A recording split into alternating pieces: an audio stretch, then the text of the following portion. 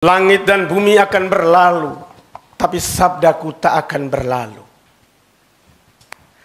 Para suster, ibu bapak, saudara-saudari umat beriman sekalian yang terkasih.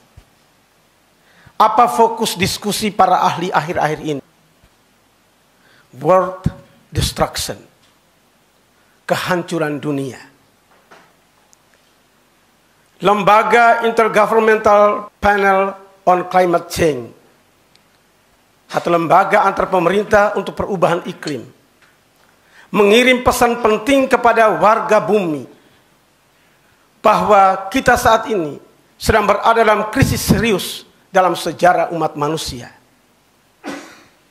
Tahun 2030-an, sekitar 6 tahun lagi, bumi akan mencapai titik terpanas, yaitu 1,5 derajat Celcius, lebih panas dari panasnya saat ini, 1,2 derajat Celcius. Dan seorang ilmuwan bernama Frederick Otto mengatakan, jika itu benar-benar terjadi, maka titik terpanas saat ini akan menjadi titik terdingin bagi generasi yang akan datang. Dan efek domino akan terjadi. Kegagalan panen, es di kutub akan mencair, dan spesies akan mengalami kepunahan secara drastis. Apa pentingnya informasi ini untuk kita semua? Informasi ini menunjuk kepada kita bahwa ramalan kitab suci sejak zaman Yesaya hingga Yesus tentang akhir zaman yang kitab suci katakan sebagai hari Tuhan sudah ada di depan mata. Metode atau proses kehancuran dunia itu digambarkan dengan sangat rinci dalam 2 Petrus bab 3 ayat 10 sampai 12. Sungguh, hari Tuhan akan datang seperti pencuri. Pada waktu itu, langit akan lenyap dengan gemuruh yang dahsyat. Unsur-unsur dunia akan hancur dimakan api. Dan bumi serta segala sesuatu yang ada di atasnya akan hilang. Apa artinya untuk kita semua? Artinya dunia yang kita huni sekarang ini bukan tempat tinggal kita yang abadi. Ini hanya wilayah transit. Tempat kita bergerak menuju destinasi yang abadi. Destinasi yang sesungguhnya, yaitu rumah Bapa. Karena itu mendengar ramalan-ramalan atau diskusi para ahli, kitab suci hari ini seperti meneguhkan kita. Langit dan bumi akan berlalu, tapi sabdaku tidak akan berlalu. Yesus mau mengajak kita semua untuk tidak sepenuhnya menggantungkan hidup kita pada kemewahan duniawi. Semuanya itu ada batasnya. Pernah dengar nama Kisra Rodriguez? Seorang desainer busana dan penulis yang sangat terkenal. Hidupnya mewah dan gemerlap. Dia bahkan mempunyai pesawat jet yang bisa menerbangkan kemana saja dia mau. Sayang, Rodriguez kemudian terserang kanker, dan sebelum meninggal dia menulis kata-kata ini. Saya memiliki rumah seperti istana, tapi sekarang saya hanya terbaring di tempat tidur yang kecil dan sempit ini. Saya mempunyai jet yang bisa menerbangkan saya kemana saja saya pergi. Tapi sekarang saya hanya terpaku di atas kursi roda ini. Saya sering berpindah dari hotel bintang 5 yang satu ke hotel bintang 5 yang lain. Tapi sekarang saya hanya berpindah dari satu lab ke lab yang lain. Saya mempunyai perhiasan rambut yang mewah dan mahal.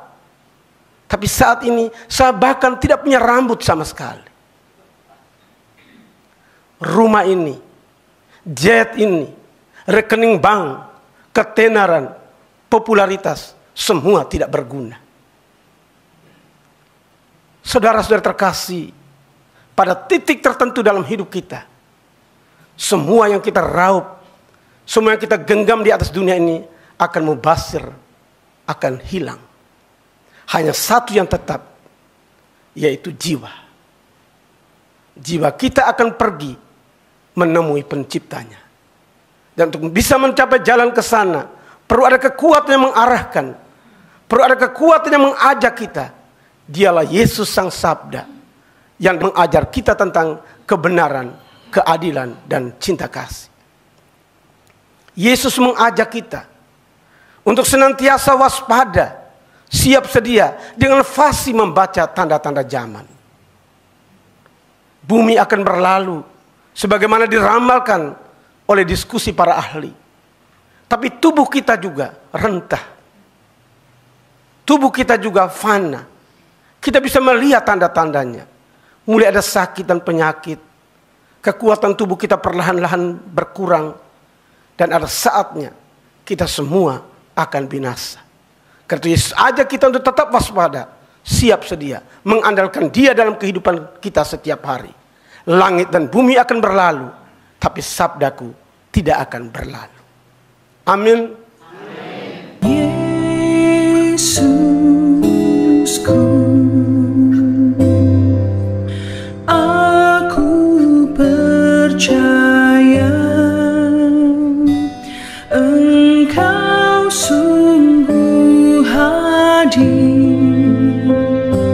dalam sakramen Maha Kudus. Aku mencintaimu lebih dari segalanya, dan aku merindukan kehadiranmu dalam jiwaku.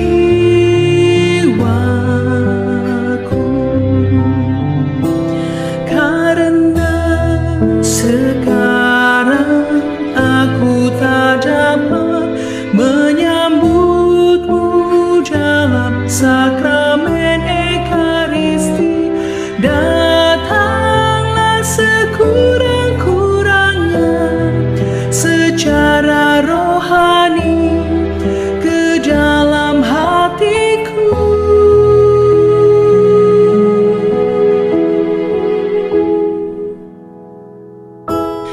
Karena Engkau hadir di sini, aku memelukmu dan mempersatukan diriku sepenuhnya kepadamu. Jangan biarkan aku terpisah daripadamu.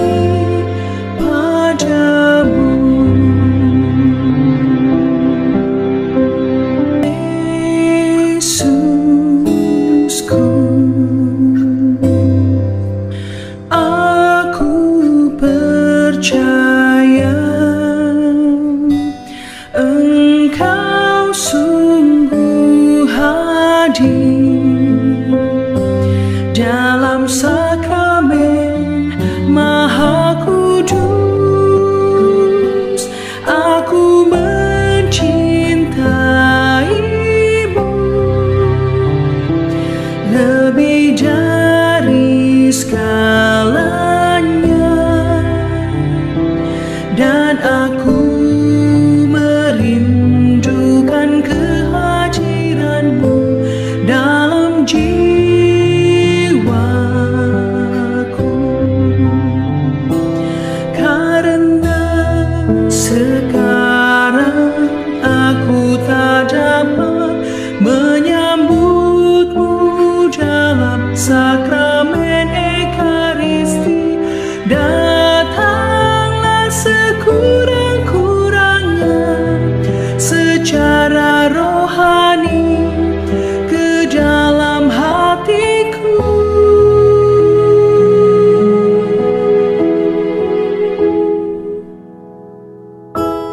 Karena Engkau hadir di sini, aku memelukmu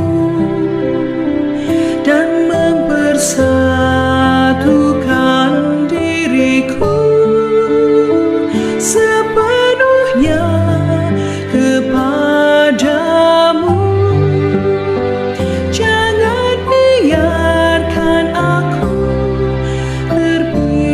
saja